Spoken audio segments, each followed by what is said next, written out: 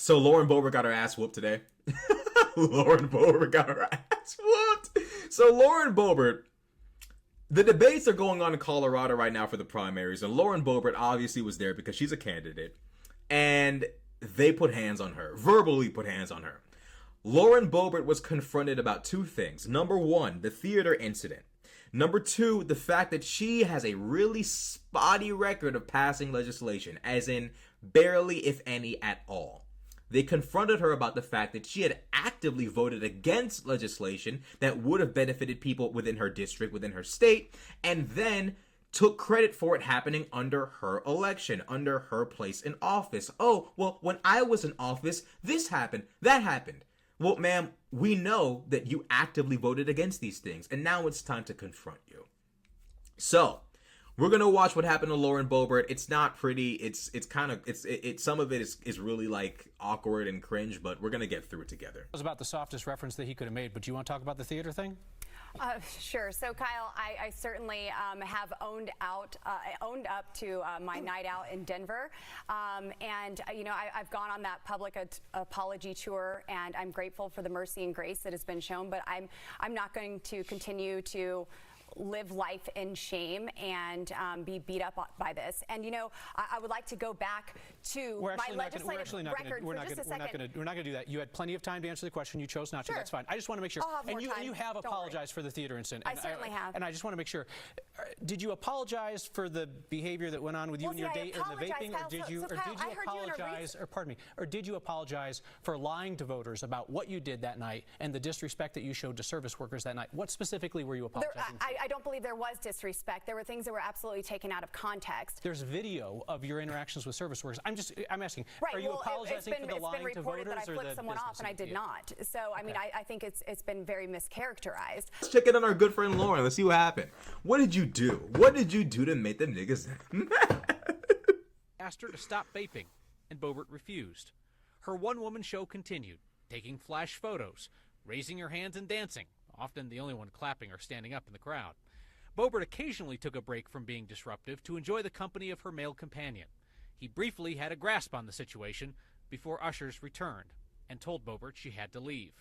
The theater's incident report says Boebert pulled the "Don't you know who I am" card on the way out, appearing to give theater employees the single-finger salute.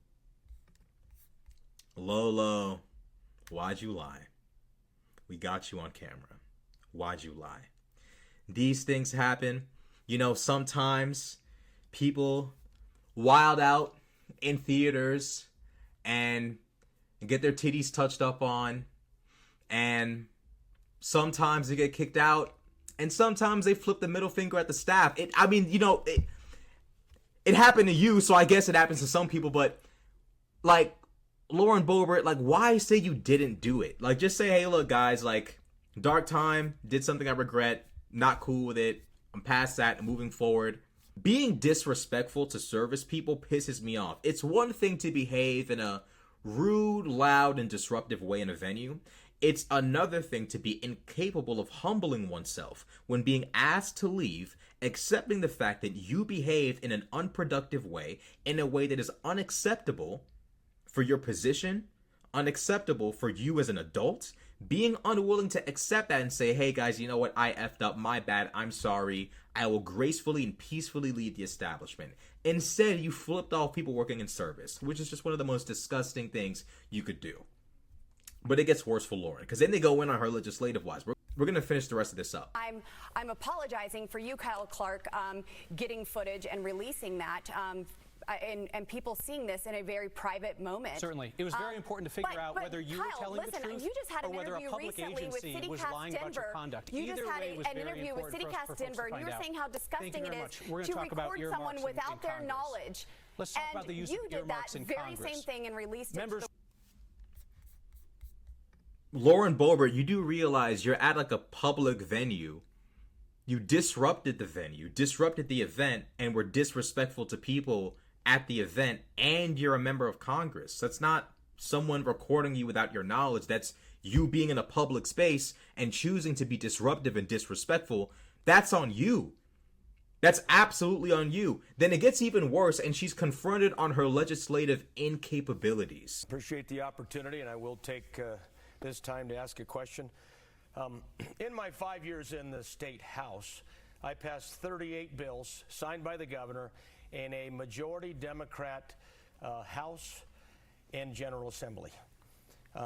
I know what it means for a bill to be passed and signed by a governor or president.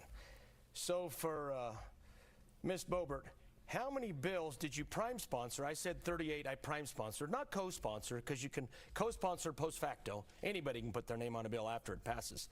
How many bills did you prime sponsor in the U.S. Congress that actually were signed by the President of the United States? So thank you so much, Richard. You know, it's interesting that you're touting the legislation that you have passed. You also say that you are a no-nonsense conservative. Well, I think the voters back home should know that a no-nonsense conservative should not have a failing Liberty score. We have the Independent Institute who scores representatives for their legislative record. And if you are not voting how you campaign, well, then you get a negative impact. And I'm the only person. Would you like to answer the question, or would you like to talk about Liberty scores? You can answer the question, ma'am. It's okay. Will. I want you guys to understand exactly what it is she's saying here. She's basically saying, although it is my job to pass beneficial legislation for the people of Colorado and the United States at large, however, because if I do that, I'll have a low Liberty score, because apparently that's more important than taking care of the people of Colorado and the American people. This Liberty score is somehow more important than cooperating with Democrats, getting legislation passed, and working with the damn president. Apparently, this independent Liberty score is more important than being a cooperative legislator and a good member of governorship. Apparently, being a part of the Cool Kids Club and being in line with partisanship is more important than taking care of her constituency, clearly.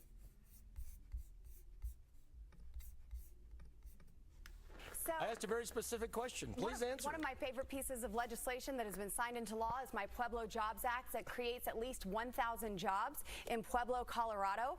We worked to incorporate the BRAC process, so nearly $7 billion in infrastructure would not be bulldozed and go to waste. But there are also many other pieces of legislation that I've passed through the House. And it doesn't matter if it's passed through the House. If the president doesn't sign it, ma'am, government, and I'm not going to compromise my principles to just pass a bill that does not honor. I would give you one more opportunity if you would like to answer his question, which is the number of bills you've prime sponsored that have been signed by the president.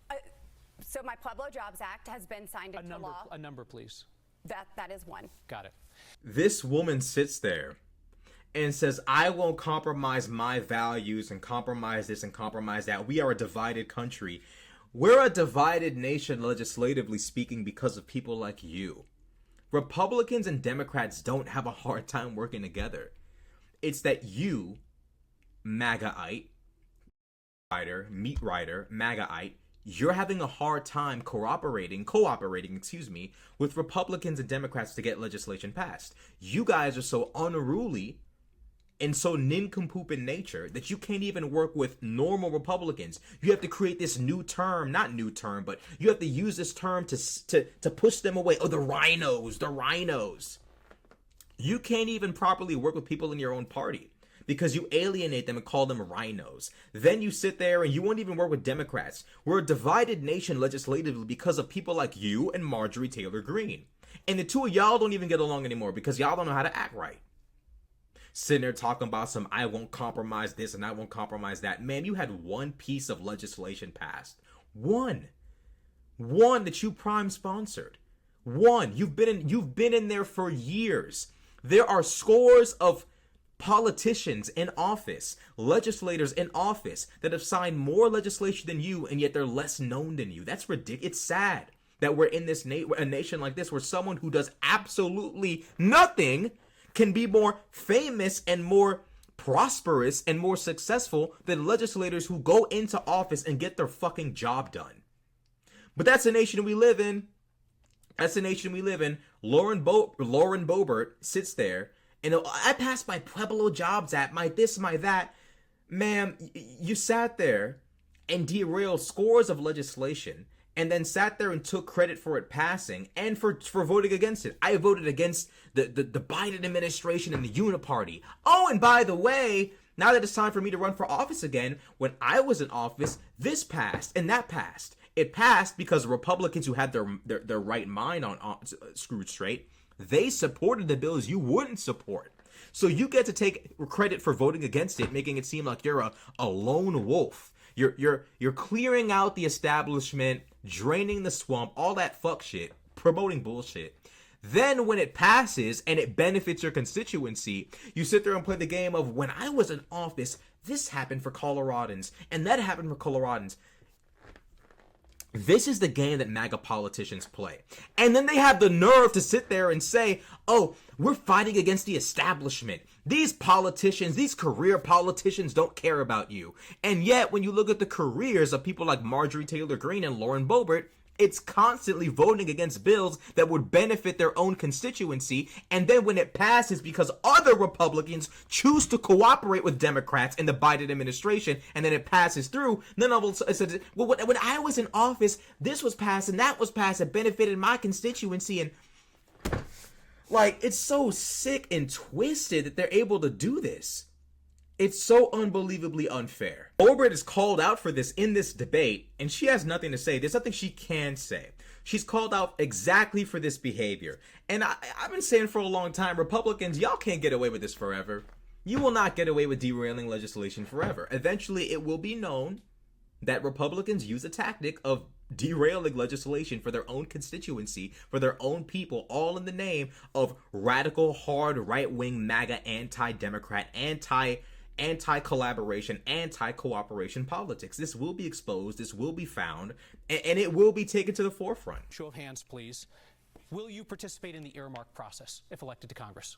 Absolutely. That is a yes from Mr. Lynch. It depends on next year's pardon rules. me, please allow me to say Yes, these sir. people's names, okay? Mr. Lynch, Mr. Holtorf, Mr. Sonnenberg, a no on earmarks from Mr. Yu. It and depends. It depends from Ms. Flora. Okay. So I wanted to ask a follow-up question on the issue of earmarks, Ms. Boebert. You've repeatedly taken credit for projects in Colorado that you asked for funding for, but then you voted against the bill in the end. Bridge over the Roaring Fork River in Glenwood Springs, water treatment plant in Gunnison, I-70 interchange in Grand Junction. You're able to vote no and get the praise for voting no because you know that there are enough other Republicans who are willing to vote for those bills so they'll pass. My question for you is this, and just a short answer, it truly is a yes or no question.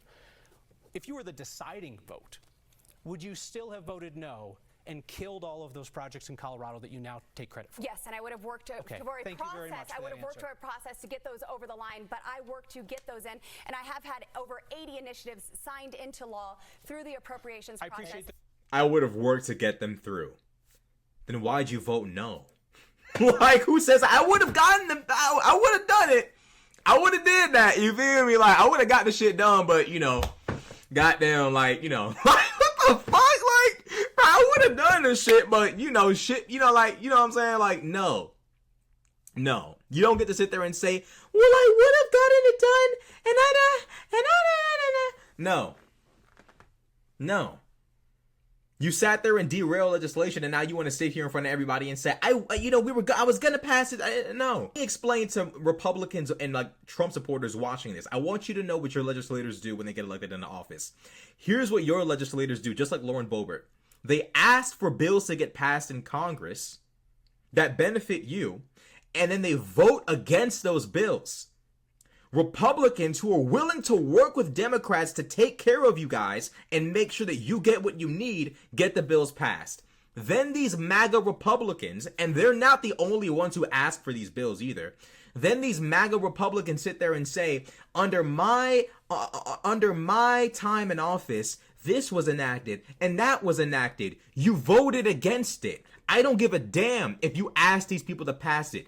Do not ever bring legislation into the House that benefits your constituency and then vote against it. What the I will never work with Democrats. I'll never work with the Biden administration, as if you're proud of that. Proud of being unwilling to work with your fellow American. This is what this is what y'all got to deal with. MAGA Republicans being unwilling to pass legislation through for you because they're counting on the rhinos and the Democrats to pass this shit through for you. MAGA voters understand and realize these politicians don't like you. They don't support you. These populists who sell you this dream of, oh, we're here to drain the swamp and to represent you, and these career politicians don't care about you. The ones who are actually coming through for you, the politicians who seem to care about you and are taking care of you, are the ones, the nameless, faceless, non-famous politicians, the career politicians you don't know about. They're getting legislation passed to take care of you. While meanwhile, you place your heart, your soul, and your faith in these MAGA Republicans who consistently vote against legislation meant to help you. It's a sick cycle. I don't have to deal with this. I'm a Democrat. I can confidently vote for my candidates knowing that if they want something passed, they'll vote for it. I don't have to worry about, man, I hope that bill is going to, bring clean water to my city or build a bridge here or provide power here. I really hope that my representative in Congress doesn't sit there and derail the bill. I don't have to worry about that. And Republicans nationwide who vote for rhinos don't have to worry about that.